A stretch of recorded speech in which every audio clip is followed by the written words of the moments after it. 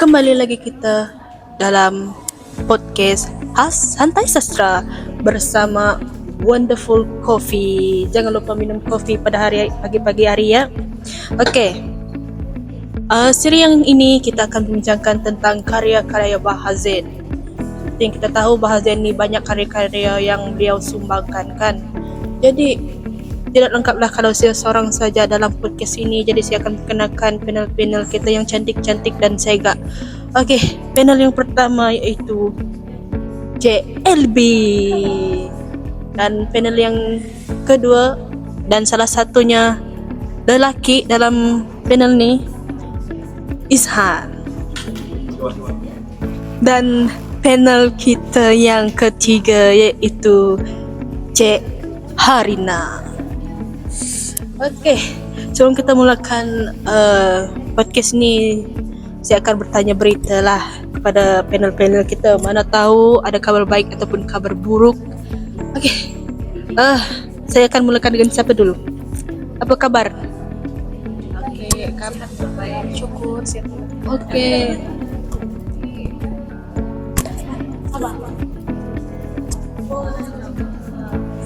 Saya asal daripada Perak. Perak dekat Gerik. Dari Sarawak, sama dengan Jacqueline, sama dengan host kita. Oh, sama. Oh, ya. Nanti kita lempar-lempar lah ya. Oke. Kita akan teruskan dengan topik kita mengenai karya-karya yang dihasilkan oleh Bahazen. Jadi saya akan menanyakan kepada LB terlebih dahulu. Apa karya-karya yang Bahazen? Oke, bercakap tentang Datuk Bahazen. Bahazen ini memang merupakan seorang yang legenda dalam dunia sastra, dan saya juga merupakan salah seorang penggemar karya-karya beliau. Ya, ini karena beliau terkenal dengan puisi dan pemikirannya yang mendalam. Antara karya yang dihasilkan beliau termasuklah dalam kumpulan puisi. Nah, salah satu puisi yang dihasilkan oleh beliau ialah Perempuan dan Bayang-Bayang yang ditulis pada 1974. Puisi ini sangat menarik kerana ia mengupas tentang wanita dan identiti. Izinkan saya membaca sedikit bait puisi yang terdapat dalam puisi ini ya. Begini bunyinya. Bayang-bayang yang menjelma bukanlah dirinya, tetapi jejak waktu yang dilupakan. Indah dan mendalam bukan? Ya. Saya rasa Datuk Bahazen ini mencuba untuk menggambarkan bagaimana wanita sering tersepit antara realiti dan persepsi masyarakat terhadap mereka. Selain itu, dari kertas catatan tengah malam yang ditulis oleh beliau pada 1978 juga merupakan salah satu karya puisi beliau. Oke, saya begitu tertarik dengan cara beliau yang menggunakan image malam untuk menggambarkan pencarian tentang makna hidup. Di samping itu, 3 catatan perjalanan juga merupakan salah satu karya kumpulan puisi beliau yang ditulis pada 1980. Puisi ini terkenal kerana menggabungkan pengalaman fizikal dan spiritual dalam perjalanan hidup. Bercakap tentang perjalanan. Perjalanan bukan sekadar berpindah dari satu tempat ke tempat yang lain, namun perjalanan juga untuk mengenal diri kita sendiri. Betulkah? Betul itu. Terima kasih. Biasa-biasa saja. Panel yang lain. Pada pendapat saya kan, okay, thank you. Pada pendapat saya, Datuk Bahazain atau Baharudin Zain pula memang seorang yang patut kita geruni kan. Okay, dan tidak heranlah kalau semua orang minat dengan Datuk Bahazain, sebab saya juga seorang penggemar karya-karya Datuk Bahazain. Dari dulu lagi, memang dari awal masuk dunia sastra memang suka dengan Datuk Bahazain, karya-karya. Okay, Salah satu karya puisi beliau yang saya amat kagumi ialah Mencari Makna Diri. Pernah dengar kah? Nah, dia buat tu masa 2016. Uh-uh. Kumpulan puisi ini tidak bergantung kepada pemilihan kata serta permainan bahasa yang mengasyikkan semata-mata. Sebaliknya, kekuatan pada falsafah yang dicerna daripada keintelektualan dan pengalaman Datuk Bahar Zain sendiri. Okey, sesuai dengan judul Mencari Makna Hidup itu, puisi ini melongkar pemikiran pengarang bukan hanya isu yang tampak seperti bahasa dan bangsa serta sosial dan politik, tetapi juga menyelinap ke ufuk metafisik, iaitu mengenai manusia dan roh serta hubungannya dengan agama. Lebih menarik lagi tentang karya Datuk Bahar Zain ini, isu seperti bahasa dan bangsa tidak hanya dianggap dari aspek zahir. Sebaliknya, beliau menyorot lewat pandangan dalam alam Islam yang luas dan benar. Apabila menghubungkan bahasa dengan konsep pengasian manusia terhadap Tuhan dalam alam roh yang turut dikenali sebagai Hari Alastu, kan? Okey. Ya. Oh, boleh sekali. Untuk pengetahuan kalian dengan para penonton, Hari Alastu ini merujuk kepada konsep teologi dalam Islam yang berasal daripada ayat 172 dalam surah Al-A'raf, yang menggambarkan peristiwa metafizik di mana Allah Subhanahu Wa Taala mengambil pengaksian daripada jiwa seluruh manusia sebelum mereka dilahirkan ke dunia. Gitu. Okey.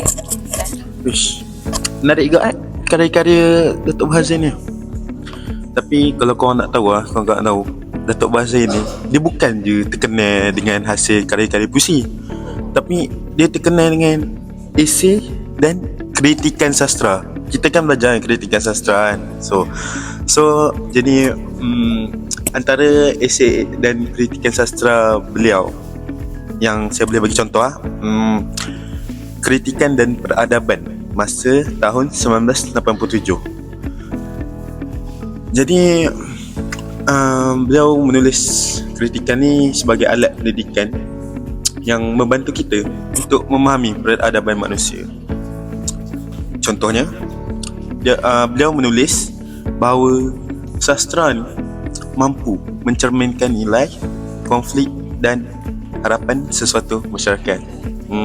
Saya suka dengan salah satu isi dalam esei ini yang menyebut bahawa kritikan sastra harus menjadi jambatan antara karya dengan pembaca, kan? Bukan sekadar memberi pujian atau kritikan kosong. Itulah. Macam mana, LB? Ya, Harina, betul tu. Saya setuju. Beliau menekankan bahawa kritikan sastra yang baik ialah kritikan yang berfungsi untuk memperkayakan pemahaman kita terhadap karya, bukan sekadar mencela atau memuji tanpa asas. Begitu. Ada lagi yang nak sambung ke? Oh, okey. Saya masih tak puas hati saya nak sambung kak. Okay. Jadi saya setuju dengan pandangan korang dua ni. Jadi banyak. Jadi selain daripada kritikan dan peradaban pada tahun 2016, karya kritikan percikan pemikiran pada tahun 2008 juga, dia merupakan penulisan dalam esei dan kritikan sastra beliau lah. Jadi jika kritikan dan peradaban tadi tu lebih terfokus kepada hubungan antara sastra dengan tamadun, yang percikan dengan pemikiran ni pula lebih kepada bersifat relatif. Jadi ianya merupakan koleksi esei yang mencerminkan pandangan peribadi Datuk Bahar Zain itu sendiri terhadap isu seni, budaya dan kehidupan kita sendiri lah. Jadi saya ni memang suka betul lah dengan bagaimana nada dalam buku ni macam lebih santai lah. Macam orang kata apa, dia santai tapi banyak pemikiran yang mendalam dalam kritikan tu lah. Lepas tu tambahan lagi, dalam esei ni juga Datuk Bahar Zain ni ditekankan betapa pentingnya keseimbangan antara tradisi dan inovasi. Jadi Datuk Bahar Zain ni kata kita ni perlu menghormati akar budaya kita sambil terbuka dengan perubahan. Jadi selain itu, jejak seni pada tahun 2011 iaitu kritikan beliau juga, dalam esei ni beliau kritik bahawa seni ni bukan sekadar alat untuk keuntungan, tetapi untuk dijadikan medium untuk menyampaikan mesej yang bermakna. Jadi kita dapat tengok betapa kritikan-kritikan dia ni memang orang kata mendalam walaupun nampak santai tapi mendalam. Ada mesej yang tersirat. Jadi sedap pula air ni. Okey, kita bagi kepada host kita. Oh, sangat banyak lah apa karya-karya yang dihasilkan oleh Bahazen. Saya cuma ada tahu tentang macam 2 je karya dia. Karya yang saya pernah tengok itu Mencari Makna Diri dan 3 Catatan Perjalanan. Jadi melalui podcast ini saya banyak dapat tahulah rupanya banyak lagi yang karya Bahazen yang saya tidak tahu. Jadi dalam podcast ini banyak manfaatnya dan semoga penonton di luar sana tidak jemu untuk tengok podcast ini, kerana podcast ini banyak memberi pelajaran kepada semua dan banyak ilmu yang boleh disampaikan oleh panel-panel yang kita kasihi sekalian. Dan ini saja podcast kita yang siri kedua. Nanti kembali lagi kita akan pada siri yang ketiga.